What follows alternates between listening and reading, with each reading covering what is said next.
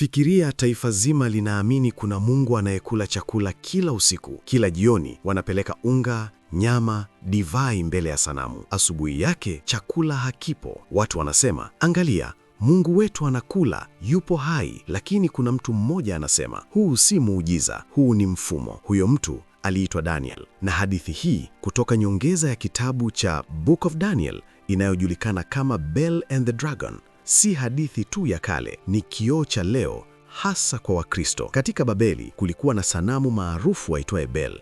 Makuhani wake walidai, Bel si sanamu, ni Mungu hai. Angalia, anakula kila siku. Mfalme aliamini, lakini Daniel aliona kitu ambacho wengine hawakuona. Aliona mfumo. Usiku mmoja, Daniel alimwaga majivu sakafuni kabla milango haijafungwa. Asubuhi, chakula kilikuwa kimetoweka kama kawaida, lakini sakafuni kulikuwa na alama za miguu za makuhani, za wake zao na za watoto wao. Kulikuwa na mlango wa siri nyuma ya madhabahu.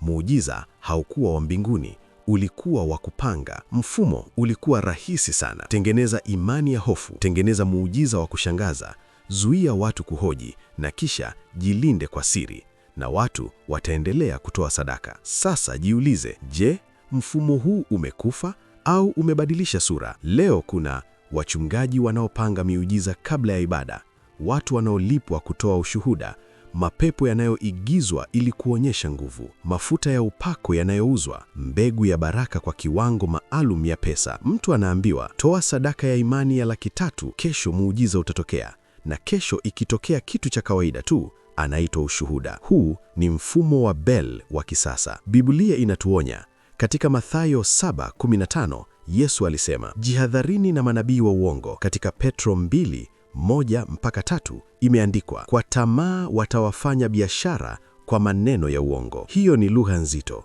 Biashara. Imani inapogeuzwa bidhaa, madhabahu inageuka soko. Katika Yeremia 23:16, Mungu anasema, msisikilize maneno ya manabii wanaowatabiria, wanena maono ya mioyo yao. Hii si mada mpya, ni onyo la zamani. Na kama umesoma Biblia yako vizuri, kila wakati Yesu alipokuwa akienda nyumba za ibada na makutano, alikuwa akipinga sana utaratibu wao wa kufanya biashara mahali hapo. Sasa hebu tuone kwa nini watu waliamini Bel anakula. Kwa sababu waliona matokeo, chakula kilipotea. Waliona mamlaka ya mfalme na hawakuruhusiwa kuhoji. Leo pia watu wanaona ushuhuda, wanaona umati wa waumini, wanaona magari makubwa ya kiongozi, na wanahitimisha, hakika Mungu yupo hapa. Lakini Daniel hakuhitimisha haraka. Aliangalia sakafu, aliangalia ushahidi. Daniel hakupinga Mungu, bali alipinga mfumo wa kumtumia Mungu kwa maslahi binafsi. Na leo pia si kila mchungaji ni tapeli, lakini wengi wanatumia hofu ya laana, ahadi ya utajiri wa haraka, maono ya siri, ufunuo wa kumtaja mtu hadharani ili kuonyesha nguvu. Na mara nyingi kuna mlango wa siri mahali fulani. Watu wa ndani wanajua ukweli, lakini wa nje wanaona muujiza. Lakini pia waganga wengi wa kienyeji hutumia watu wa ndani wanaokusanya taarifa za siri za mteja. Kisha mganga anasema, naona una tatizo la kifamilia. Mteja anashangaa, ni kweli, lakini ni taarifa zilizokusanywa kabla. Hii ni mfumo wa tangu zamani. Hii inamaanisha nini? Udanganyifu wa kiroho huja hukiwavi, huja ukiwa na mwanga na huonekana mtakatifu. Swali si, je, Mungu anatenda miujiza? Swali ni, je, muujiza huu una ushahidi wa kweli? Daniel alitumia akili ya kuweka majivu. Wewe utatumia akili gani? Imani haimaanishi kuzima fikra. Mithali 14:15 inasema, mjinga huamini kila neno, bali mtu mwenye busara huangalia sana aendako. Ukiona madhabahu, angalia sakafu. Ukiona muujiza, tafuta mlango wa siri. Hadithi ya Daniel na Bel ni zaidi ya historia ya Babeli. Wakati mwingine muujiza unaonekana mkubwa sana, lakini ukweli upo chini ya miguu yetu. Na wakati mwingine